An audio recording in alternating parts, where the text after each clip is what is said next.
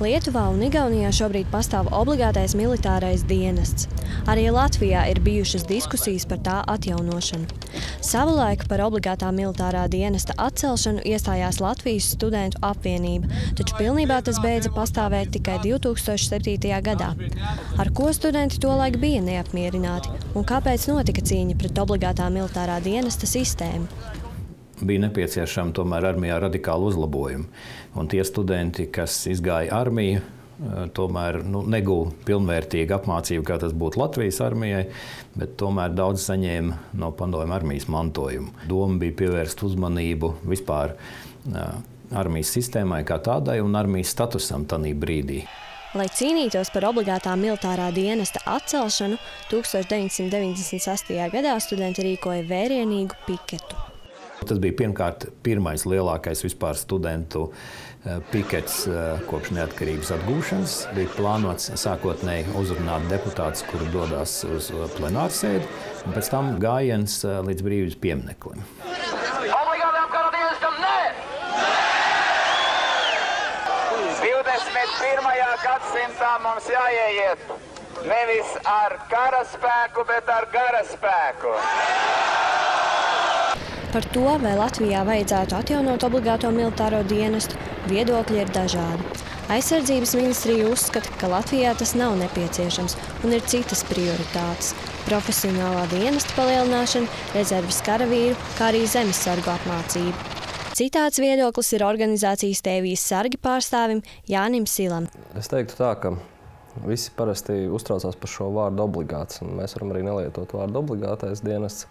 Tajā pašā laikā, ja jautājumu mazliet pārfrāzētu un prasītu, vai būtu nepieciešama kāda vispārēja militāra sagatavošana, es teiktu, jā, tas ir pilnīgi skaidrs tas, ka ar pašreizējo profesionālo dienestu Latvijas aizsardzības nepieciešamībām nepietiek, jo par spīti tam, ko rāda oficiālie skaitļi par to, cik mums ir bruņoto spēku sastāvā cilvēku reālajās kaujas vienībās, no visiem atrodas labi, ja 10%. Obligātā militārā dienesta atjaunošana varētu būt pienesums gan Latvijas drošībai, gan sabiedrības un individu personīgajai izaugsmei. Viens no lielākajiem ieguvumiem būtu tas, ka cilvēki būtu apmācīti, kā rīkoties krīzes situācijās, un nevar noliegt tas, kas ļoti nepieciešams ir mūsdienu vīriešiem, tā ir arī tāda, vīrišķības skola.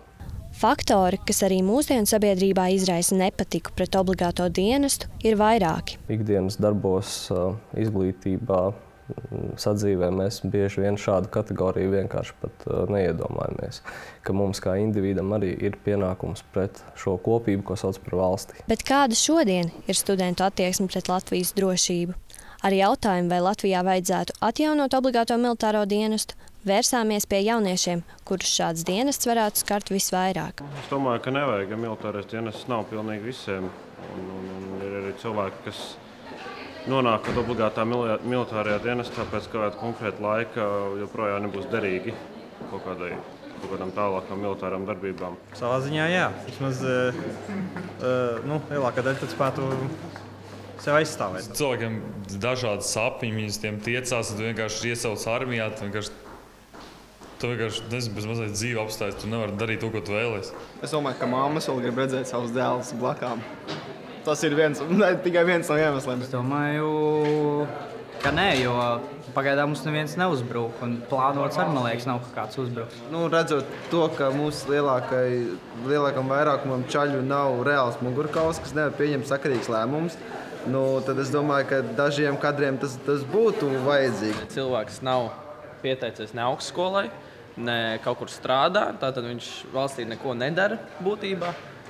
Es domāju, ka labāk, lai viņš kaut ko dara valsts labā. Šobrīd Latvijā ieviest obligāto militāro dienestu nav plānots, un attiecīgo institūciju viedoklis par šo tēmu ir izvairīgs. Vienmēr būs arguments pirmkārt par to, ka tā ir neliederīga līdzekļu izšķiešana, otrkārt tā būs pretestība no to cilvēku puses, kam būtu faktiski jārada daudz kas no nulles atkal. Tie ir viņa papildus pienākumi, papildus galvas sāpes. Tāpēc, protams, ērtāk ir uz tā bāzes, kas jau ir, vienkārši turpināt ierastajā garā tālāk.